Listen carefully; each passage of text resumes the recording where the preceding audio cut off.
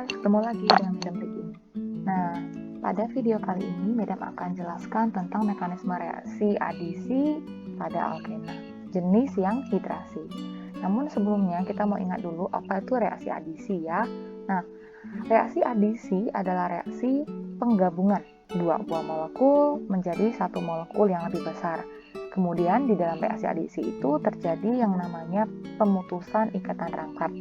Kemudian hal lain yang perlu kalian ingat adalah tahapan yang terjadi pada reaksi adisi itu ada dua. Yang pertama itu adalah proses pembentukan karbokation dan tahap yang kedua yaitu penyerangan nukleofil terhadap karbokation yang kita miliki. Nah, di video kali ini Mida akan jelasin tentang reaksi adisi jenis hidrasi pada alkena. Reaksi ini, yaitu hidrasi pada alkena, adalah suatu reaksi yang digunakan untuk menghasilkan alkohol. Ya, yang sekarang lagi terkenal banget nih di mana-mana kan dibutuhkan alkohol untuk membunuh virus corona. Oke. Nah, secara umum reaksinya dapat kita tuliskan seperti ini. Jadi alkena direaksikan dengan uap air ya. Di sini lihat H2O speknya gas, artinya uap air yang kita butuhkan. Lalu kita akan membutuhkan yang namanya katalis asam. Jadi Madam tuliskan H+, maksudnya itu adalah katalisnya. Katalis asam yang kita gunakan itu bisa berupa H2SO4 ya. Lalu, maka akan dihasilkan alkohol. Nah, kalau kalian perhatikan baik-baik pada persamaan reaksi ini itu ada panah kan, tapi panahnya ini mungkin masih unfamiliar ya buat kalian. Jadi ini namanya adalah bidirectional harpoon atau kita juga bisa bilang panah bolak-balik. Nah, panah ini menunjukkan bahwa reaksi ini terjadinya itu reversible atau dapat bolak-balik dua arah. Artinya apa? Artinya reaktan bisa digunakan untuk menghasilkan produk dan produk juga bisa digunakan untuk menghasilkan reaktan. Jadi bolak-balik. Nah, kita akan mempelajari lebih dalam tentang reaksi tersebut di chapter equilibrium ya, chemical equilibrium. Oke, kita lanjutkan. Nah, kondisi yang diperlukan untuk terjadi reaksi hidrasi adalah seperti ini. Jadi kita butuh katalis supaya reaksinya dapat berlangsung lebih cepat. Kemudian tekanan yang digunakan itu sekitar 60-70 atm, serta suhunya berada di kisaran 300 degree Celcius. Nah, kondisi ini sebenarnya digunakan untuk apa? Yaitu digunakan untuk menghasilkan produk dalam jumlah yang paling maksimal yang reaksi itu bisa. Ya, ini juga sama. Ini berhubungan dengan faktor-faktor yang mempengaruhi chemical equilibrium yang akan kita pelajari kemudian hari. Oke, kita langsung ke contoh saja ya. Nah, sekarang lihat nih. Di sini, Madam punya senyawa etena atau ethene yang direaksikan dengan H2O. Kemudian kalau kita lihat bersama reaksinya, ternyata dihasilkan CH2, CH3, dan CH2OH. Nah, ini produknya yang kita sebut sebagai alkohol. Jadi itu alkohol itu ciri khasnya apa? Alkohol itu adalah suatu senyawa organik yang di dalamnya mengandung gugus fungsi OH. Jadi kalau nanti kalian baca dari berbagai sumber, kalian menemukan ada molekul yang strukturnya mengandung OH, selain C dan H lalu ada OH-nya, maka bisa dipastikan senyawa tersebut adalah golongan alkohol. Oke? Nah, untuk properties dan reaksi-reaksi alkohol sendiri kita akan pelajarinya di kelas 12 ya. Jadi hari ini kita hanya fokus ke reaksi di alkena saja. Oke.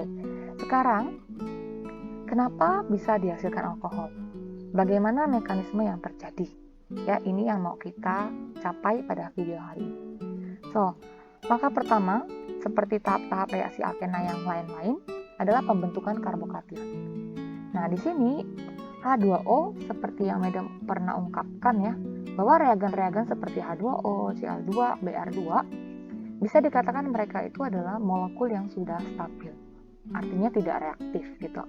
Tidak mungkin tanpa trigger lalu bisa menyerang molekul-molekul yang ada gitu loh. Nah, di sini khusus reaksi ini kita akan membutuhkan bantuan katalis untuk memicu terjadinya penyerangan H2O terhadap alkena. Jadi, tahap pertama adalah tahap pertama adalah pembentukan karbokation. Jadi kita akan tulis ulang dulu alkenanya. Nah, lalu kita akan dekatkan dengan katalis. Katalis yang digunakan di sini adalah H2SO4 ya. Jadi Meda akan gambarin struktur molekulnya dulu. Ini dia H2SO4. Nah, kalau kalian masih ingat pada video-video sebelumnya, kan pernah Madam katakannya, di dalam double bond ini kaya akan elektron, rich of elektron kan? Sehingga dia akan bermuatan negatif dong, ya nggak? Potensinya akan bermuatan negatif. Ketika dia didekatkan dengan molekul netral di sekitarnya, maka molekul netral yang berada di sekitarnya itu bisa mengalami yang namanya polarisasi atau pengkutuban. Nah, pada kasus ini, sebenarnya bonding antara H dengan O ini sudah terjadi pengkutuban secara otomatis. Kenapa? Karena pada hidrogen dan oksigen di sini kita tahu mereka punya jumlah elektron valensi yang berbeda, mengakibatkan elektron yang ada antara H dan O itu pasti akan lebih mendekat ke atom O, sehingga membuat atom O di sini akan bermuatan partial negatif dan hidrogen bermuatan partial positif. Oke, semoga masih diingat ya. Nah, kalau berada di dekat alkena, maka polarisasi ini akan semakin kuat, jauh lebih kuat ya, karena ada pengaruh elektron dari luar gitu. Nah, setelah kita dekatkan katalis dengan alkena, maka si alkenanya ini, salah satu double bondnya ini bisa kita gunakan untuk menarik hidrogen yang bermuatan positif tadi. Nah, lalu kita ingat, ketika salah satu bond ini digunakan untuk menarik hidrogen, berarti kan H2-nya tuh masuk tuh ke dalam molekul, H-nya kan masuk ke dalam molekul ini kan.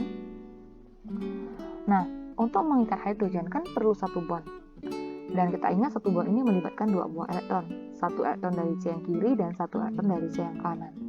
Kalau kita ambil satu bond, artinya ada satu elektron yang diambil oleh atom lain.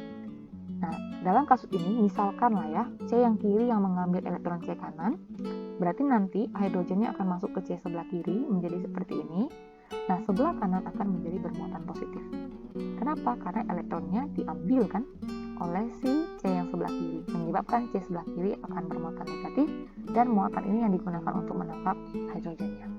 Nah, ketika hidrogen ini sudah diambil oleh si C yang sebelah kiri, maka elektron H akan diserahkan kepada atom oksigen, ya, menyebabkan terjadinya pemutusan di sini, heterolytic fission. Maka selain dihasilkan karbokation, kita juga akan dapatkan sisa dari katalis itu ya, berupa HSO4-, karena satu H-nya udah diambil. Dan min di sini lagi-lagi itu menunjukkan jumlah elektron, menunjukkan elektron H yang tadi diambil oleh atom O itu. Oke. Nah, ini tahap pertama yang terjadi. Sekarang kita akan lihat ke tahap kedua ya. Jadi pada tahap 2, di sini aja ya, tahap 2-nya, yaitu tahap penyerangan nukleofil ke karbokation. Nah, tapi yang berperan sebagai nukleofil siapa? Di sini kita punya dua, ya, yaitu bisa HSO4- dan H2O. Oke, sorry guys. Nah, ada dua nukleofil yang kita miliki, yaitu H2O.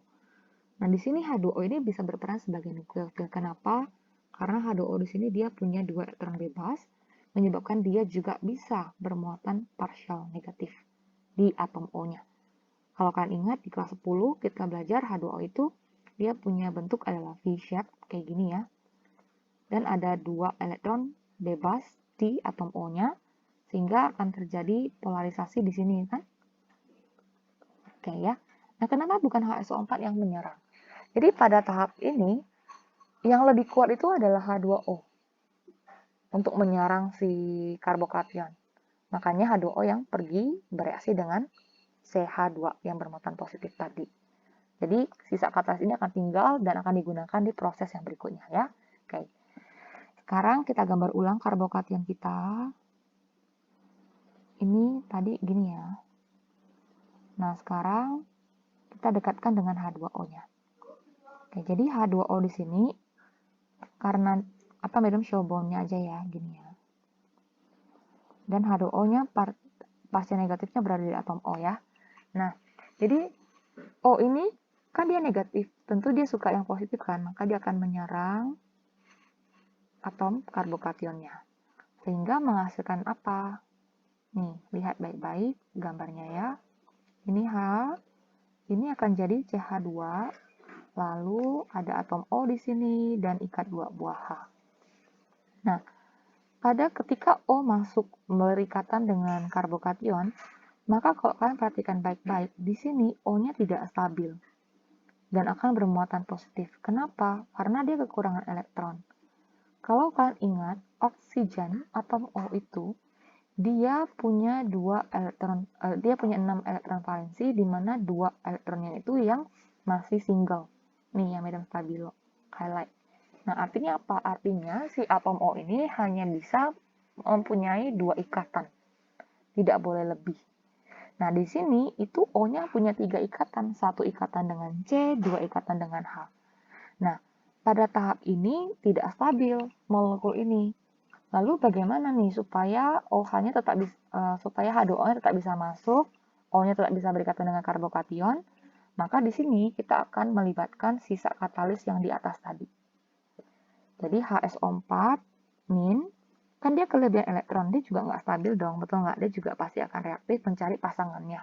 Nah, HSO4 di sini dia akan membantu menstabilkan muatan positif pada oksigen ini dengan cara menangkap salah satu hidrogennya.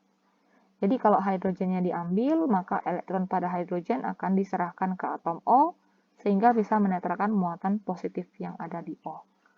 So, final resultnya adalah ini ya guys. Lihat. Berarti CH2, ini Madam langsung tulis aja CH3 ya.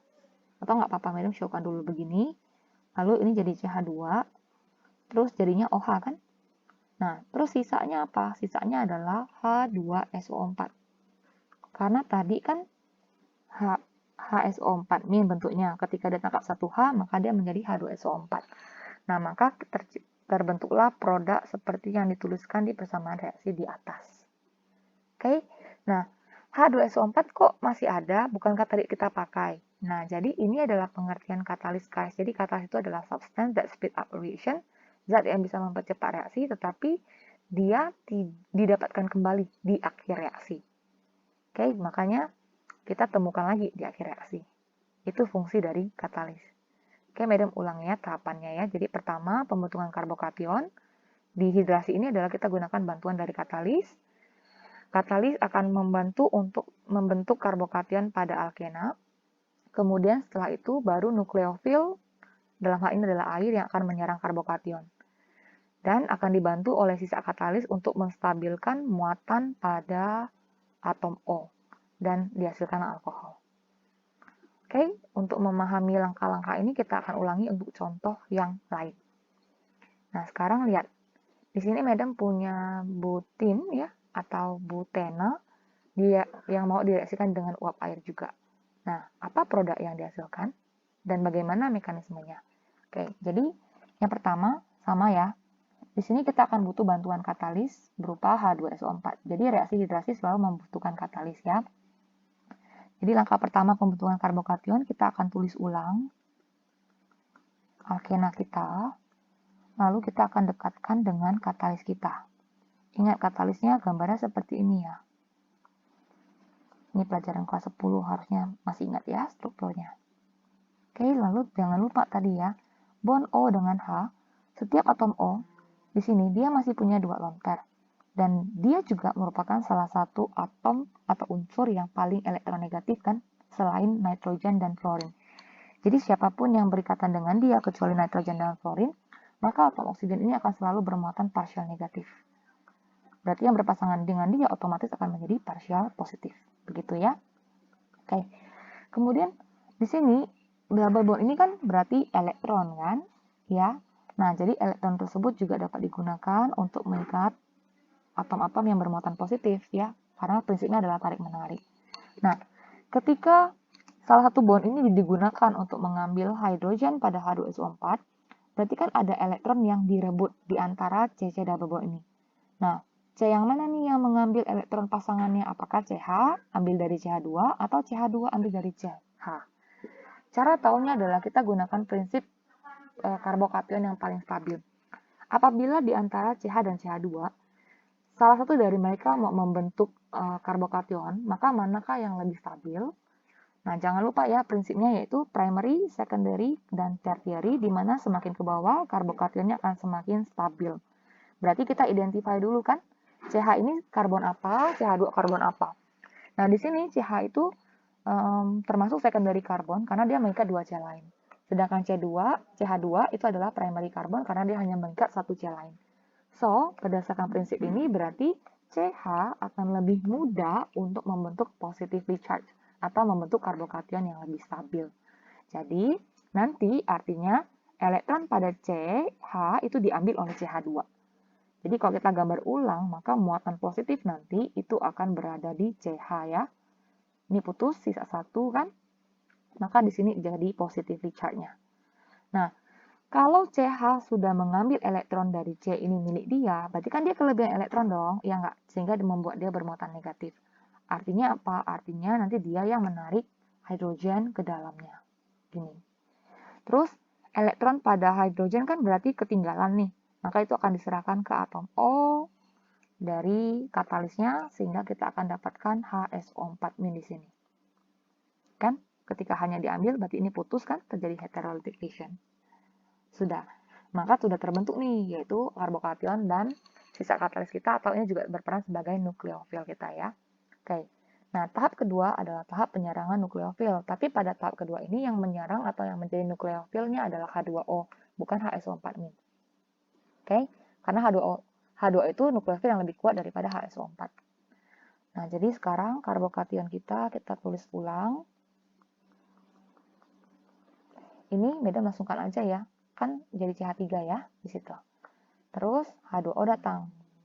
Nah, lagi-lagi ingat, H2O itu atom O-nya dia masih punya sisa 2 buah lone pair, menyebabkan dia bermuatan partial negatif. Oke? Jadi dia tentu tertarik dengan yang bermuatan positif, yaitu karbokation. Nah, sehingga ketika H2O sudah masuk ke dalam molekul ini, maka kita akan lihat bondingnya jadi seperti ini. O, kan yang bereaksi O ya, jadi bondingnya antara C dengan O. Nah, lagi-lagi di sini kita akan melihat atom O ini nggak stabil karena dia punya 3 ikatan. Dia nggak boleh, maksimal hanya 2. Jadi dia akan bermuatan positif. Langkah berikutnya bagaimana menstabilkan muatan positifnya, yaitu kita butuh bantuan sisa katalis tadi, yaitu SO4-. Nah, cara bantunya adalah HSO4- ini dia akan mengambil salah satu hidrogen dari H2O, kemudian elektron pada hidrogen tersebut yang digunakan untuk menetralkan muatan positif pada atom O. Sehingga final produknya akan menjadi CH3, CH2, CH, OH, dan CH3 plus H2SO4. Jadi katalisnya didapatkan kembali. Nah, so produknya adalah ini. Ya, ini dia produknya. Nah, itu mekanismenya. Kalau kalian mau mencari memprediksikan produk dengan cara cepat, maka kalian sebenarnya bisa gunakan Markov-Nikov juga. Nah, di sini Madam akan kasih triknya ya, mengulang video sebelumnya. Misalkan lah ya, Madam punya senyawa seperti ini. Oke, lalu double bondnya di sini. Ini CH, CH3. Lalu kita mau reaksikan dengan uap air. Maka apa produknya? Nah, kalau kalian ingat Markov-Nikov bilang apa? Hidrogen akan pergi ke atom C double bond yang hanya lebih banyak. Nah, ini tips dari Madam. Jadi untuk H2O, kalian boleh anggap ikatannya seperti ini. Oke? Lalu nanti kalian lihat, kalian ambil hidrogennya. Hidrogennya kalian ambil, lalu kalian fokus ke C double bond yang kalian punya di dalam molekul tersebut, lalu kalian amati hidrogennya.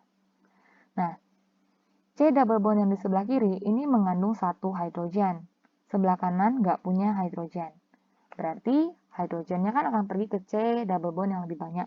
So, H di sini akan pergi ke CH. Kalau H pergi ke CH, berarti OH akan pergi ke C. Sehingga produknya akan menjadi CH3, CH, CH3, terus CH2 ya, karena kan dia nambah 1 H kan. Terus sampingnya menjadi C, CH3, CH3, dan bawahnya ikat OH. Nah, ini adalah cara memprediksikan produk dengan cara cepat, yaitu dengan menggunakan aturan Markov-Nikov.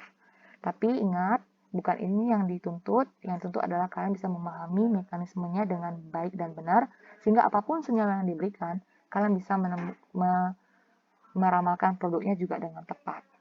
Oke, so semoga video ini dapat membantu kalian untuk memahami hidrasi pada alkena ya. So, sampai jumpa pada video berikutnya. Bye-bye.